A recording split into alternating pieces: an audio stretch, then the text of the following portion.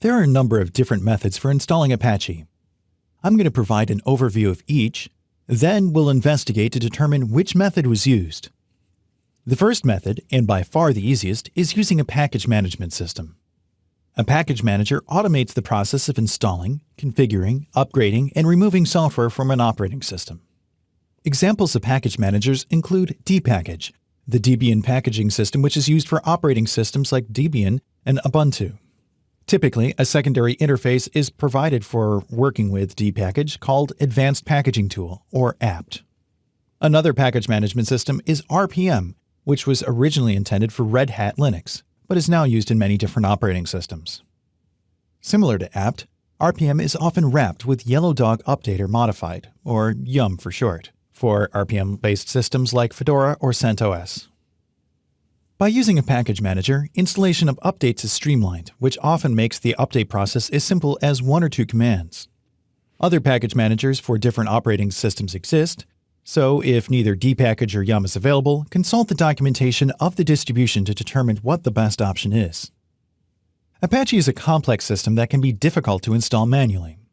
It's not impossible, but not very practical either.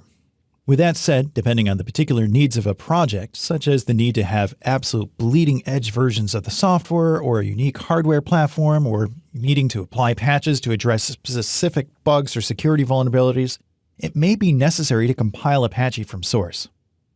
Compiling from source, meaning transforming the source code into executable programs, is laborious and as such is not done that often. If unsure, stick with installation and management using a package manager. Apache is also available precompiled into binaries for convenience for some operating systems. However, binary distributions are limited in scope, both of availability and in maintainability. Specific builds for only 2 operating systems are currently available. NetWare binaries are maintained and are current as of this writing. Windows binaries are limited to the 32-bit versions and do not include Apache 2.4. The target operating system in this case is Linux, so neither of these options apply. The final way to get Apache is bundled in a package of software that provides pre-configured versions of common web server software. Examples of these bundles include XAMPP from ApacheFriends.org for Windows, Mac, or Linux, WAMP Server from WAMPserver.com for Windows, and MAMP from MAMP.info for Macs. These bundles work well for local development, but should never actually be used to serve content to the public. If the target system is Linux, there's a strong probability that Apache wasn't installed as part of one of these bundles. Let's start investigating the system that we have to work with. We'll start by seeing if we can figure out which package manager was used, if any. We'll also check to see if Apache was compiled from source. I'm going to connect to this target server using SSH. I'm on a Mac, so I'll use the terminal application. Within PuTTY, for Windows users, specify user at localhost as the host name and 2222 as the port. So for me, it'll be SSH-P2222 user at localhost. This is the first time that I've connected, so I'm going to get a message about whether or not I wish to continue connecting. Say yes. It'll ask me for the password. The password is lynda.com. And I'm in.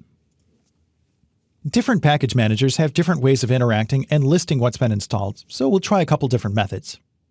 First, I'm going to attempt to use RPM to list the installed packages using -QA, and then pipe the result to filter for grep HTTPD for the name of the package.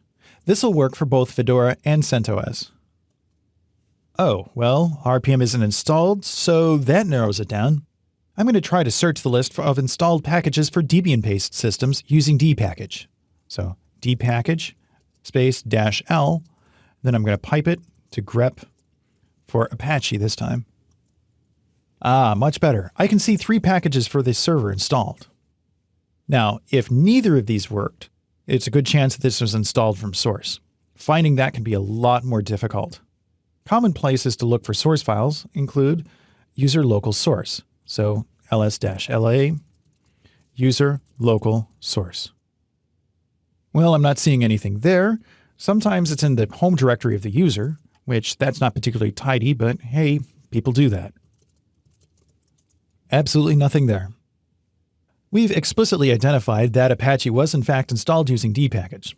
Let's narrow down our investigation a bit further and determine exactly what operating system we're using. So to do that, type cat etc. issue. It's Ubuntu. That makes sense, as dpackage is used for Debian, and Ubuntu is a derivation of Debian. Depending on the Linux distribution, that information might not be shown, but here's another technique. Cat / etc. *-release. This provides some of the same information, but depending on the distribution, it may reveal more information. We've got enough information to update our worksheet. We know that the operating system is Linux, and that the distribution is Ubuntu, and that the release is 14.04. Of course, whatever server you need to manage is probably using a different distribution or version. However, armed with this knowledge, you can find the distribution-specific documentation on how to manage the server and Apache. Now that we have this knowledge, let's explore how to manage the Apache service.